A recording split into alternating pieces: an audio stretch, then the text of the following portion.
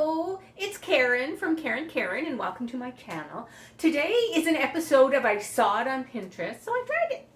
And today we're going to do a bubble basket. So the first thing I did when I wanted to make a bubble basket is I went around and I looked at all the different bubble baskets on Pinterest, and there's a lot. And I picked this one. It came with this lovely little pattern that I downloaded and then just got it on some piece of paper. And what you need is you're going to need a inside fabric, like outside fabric. You're going to need a liner fabric, and you're also going to need some batting, like quilt batting or something. There. And I also have this fabric here because I'm not quite sure if I have enough of any one of these. So I'm making a bubble basket for Mary Zizka, my friend who... All right, so I've gone into the expanse that is my sewing room, and I found this very whimsical fabric and this nice pink gingham. So it won't quite match the pink that she has, but it's a cloak, like it's cute, so she'll be fine. All right, so let's set it up and we'll start. I'll show you how to get it going. So this is a very well used piece of fabric. It's such a whimsical pattern that I really love it.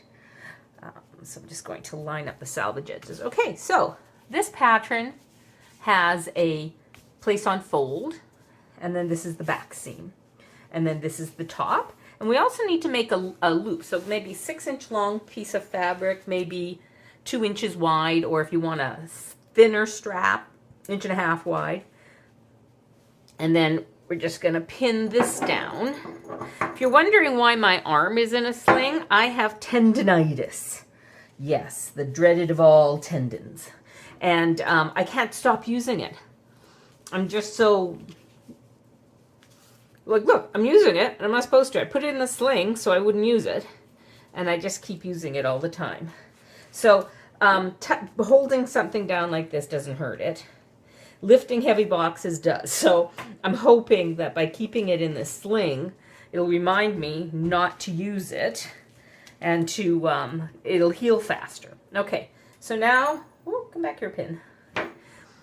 So now that it's pinned, I'm going to cut it out, but I don't have any scissors with me here right now. So hold on. Now let's cut.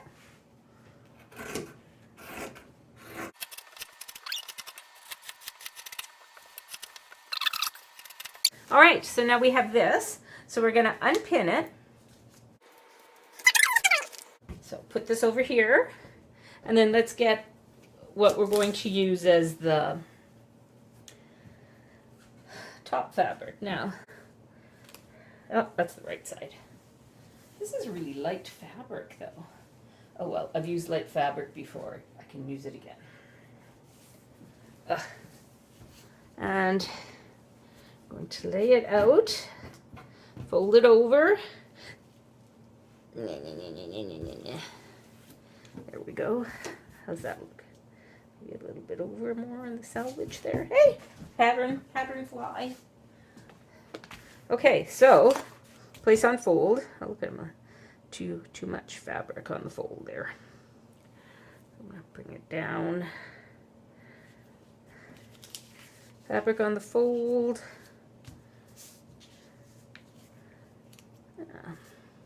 Save a little bit more fabric. Bring that down. And I've probably taken it too far. Yeah. Fabric on the fold.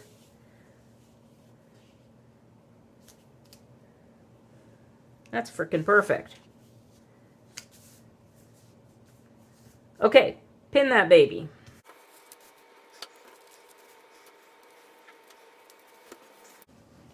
Jeez, Karen, you're just a moron some days. You don't... Okay, let's cut this baby out.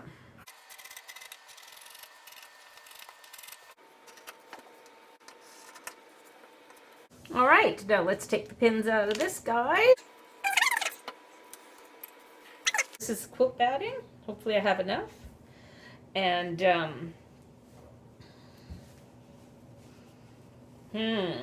might have to go to the store. Oh, wait, I think I might have enough here. Maybe. Maybe here. Drop the pattern again. Jeez. Jeez. Can't seem to keep anything going here. Alrighty. Here's the quilt padding. Is this going to be big enough? No. So there, I could do something like, this, where I place this, cut this, and then cut the opposite of this, so reversed one here, and then I could somehow mash them together. I fold this over like this.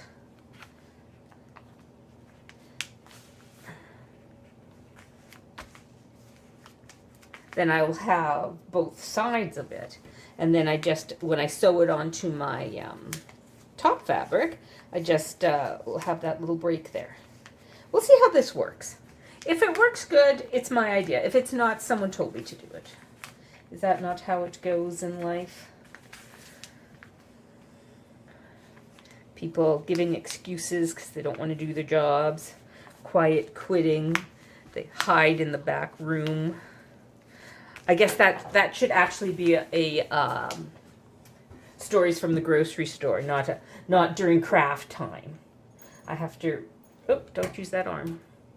I have to restart my stories from the grocery store.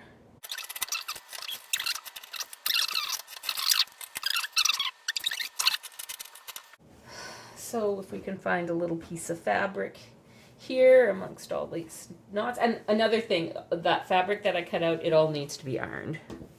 Oh yeah. What is going on? Okay, I think I'll use this. And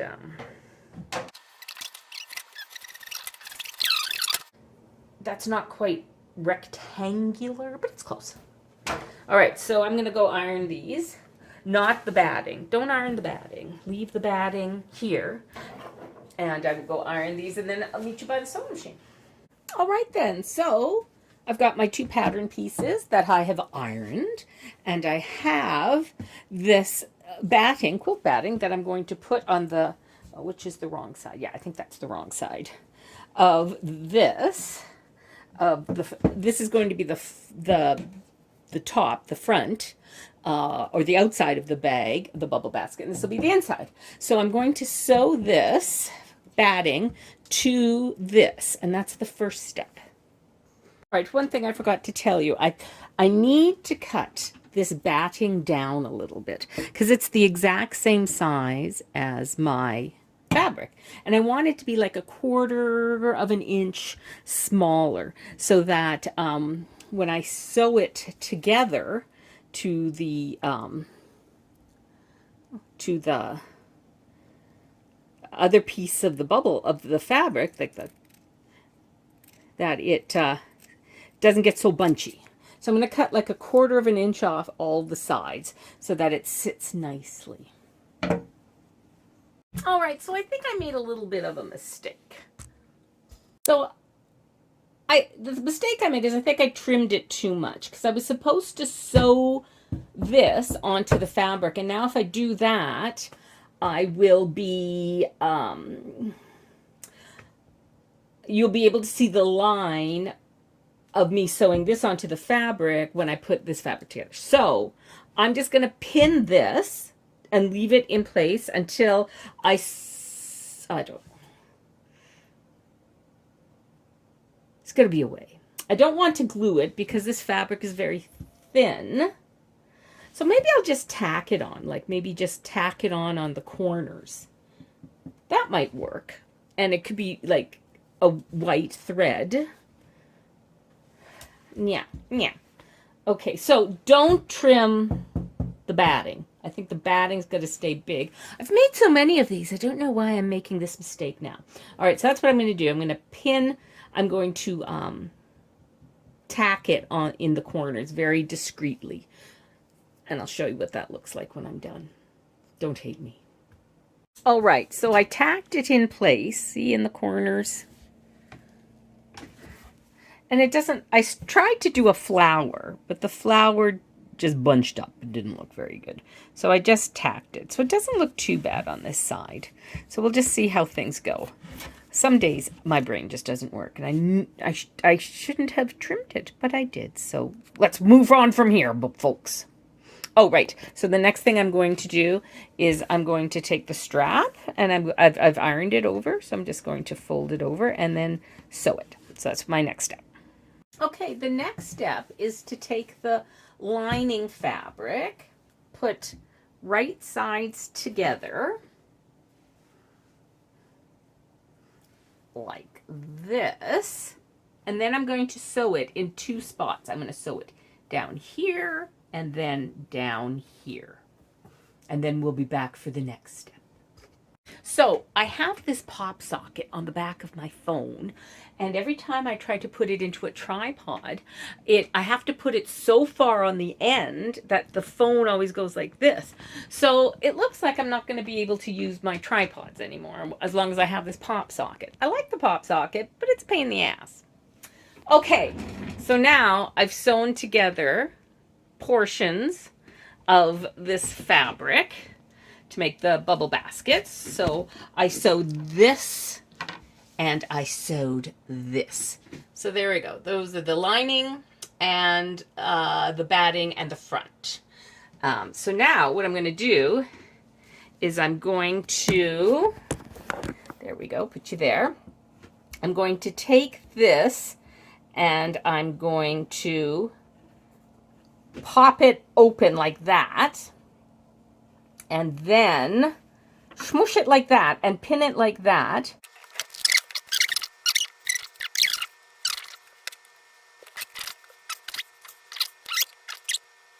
Okay, yeah. Okay, so we did this side, and then we're going to turn it over and do this side. So it's still right sides together, and we're still going to pin this.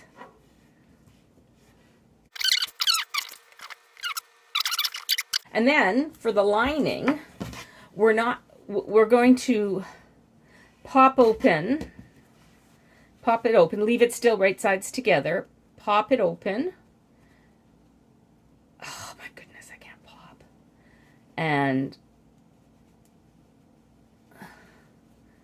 pin that and sew that together, but we're only doing one side. So we'll be back after I sew these together. Hello again.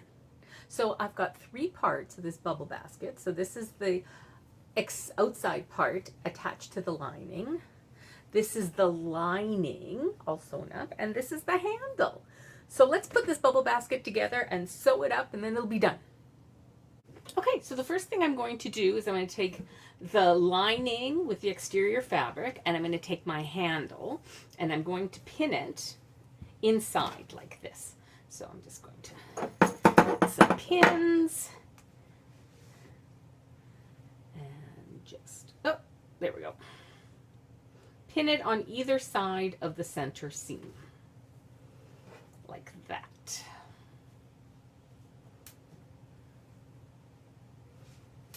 And then I'm going to take the lining fabric and I'm going to put it inside the basket with the outside fabric and the lining. And oh, I got to put it in right though. So, you know, the V and the V should match up and the back should match up. So that's one way I do it to make sure that I've got it working right. So I'm going to take this V and this V and I'm going to pin it together.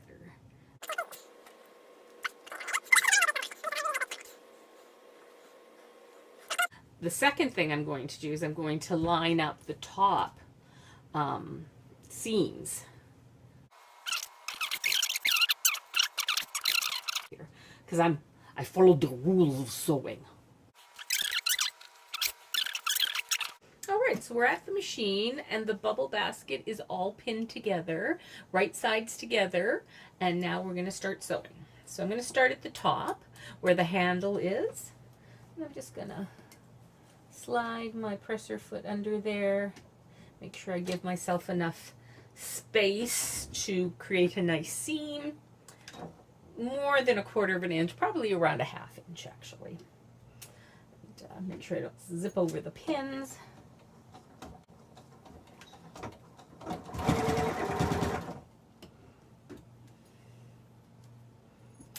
Oops, dropping pins. That's why the dog does not like to come in here anymore.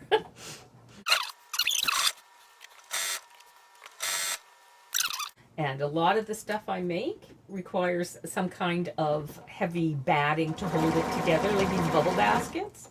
And I use a lot of this when I make ornaments. I get little scraps like this, and I cut it up, and I use it as batting for my ornaments. See, this guy was stuffed with quilt batting.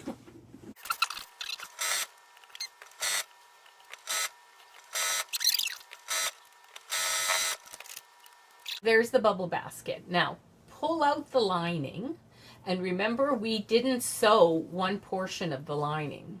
So that's so I can stick my hand in there. Oh wait, stick my hand in there, grab a hold of the lining and the right side, and pull it out of this hole.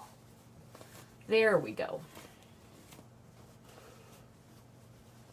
Ta-da! And then we're going to sew this portion of it. So all you got to do is kind of line it up like that, and then just push the corner down, push this other end down, or corner, or whatever you want to call it. And then there we go. You've got a nice little area to pin. So I'm just going to do a 1/4 inch seam on my sewing machine.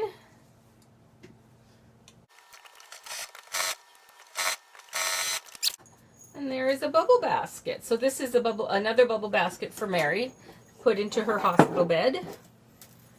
And I guess the only other thing I need to do is I need to top stitch the top of the bag.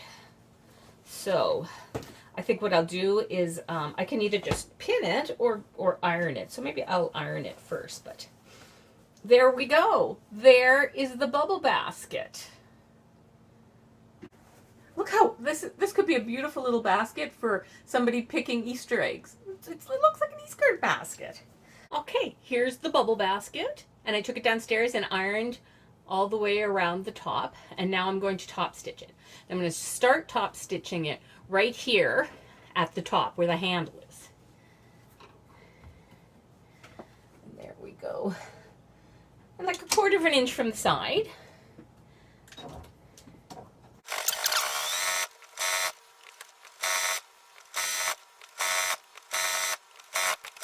All right, so here's another item. I saw it on Pinterest, so I tried it, the bubble basket edition. So here's the bubble basket, and you can hang it on doors. Hang it on your door, and then you put your keys in it, so that when you leave at the front door, they'll just be right in here. I use mine to hold my hair ties. All right, so this is my wall of famous people from the 17th and 18th century. This Zachary found is like a earl or a duke, very high born. Anyways, here's my bubble basket. And it's got all my hair ties in it. And I just, you know, I'm here at the bathroom. I need a hair tie there, and it's just right there. And it just hangs from the window. Well, thank you for watching. Like and subscribe and share me with a friend, because you know I'd love to meet them. Have a great day, everybody. Bye-bye.